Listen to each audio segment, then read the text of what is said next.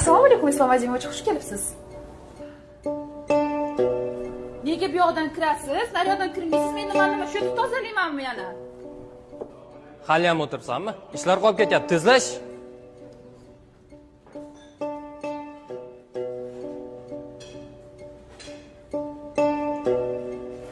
O'zingiz aytganingizdek faqatgina sifatga e'tibor beryapmiz.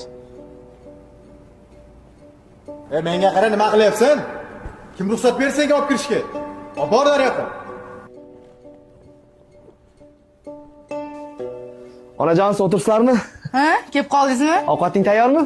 Qanaqa ovqat? Yebga majlisni ko'chib o'tiraringiz bilan. Bir ovqat qilishim qoladi, moy saslab. Salonga borishim kerak, vaqtim yo'q meni. Voy, dadajonisi, kelib qoldingizmi? Charchamadingizmi? Bering qo'lingizdagini. Biroq mehribonsiz. Shu yerda ham farzandlaringizni o'ylab, bozordan bir mevalar ko'tarib kelibsiz. Tanjoningiz sog' bo'lsin. Voy, dadajonisi, boringizga shukr. Topganingizga Alloh baraka bersin. Onasi, nega buncha mehribonsiz?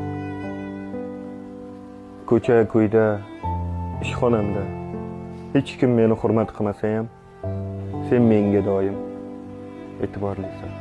Dadajonisi, nega unaqa deysiz? Ko'chada kimligingiz muhim emas. Siz meni begimsiz, podshohimsiz.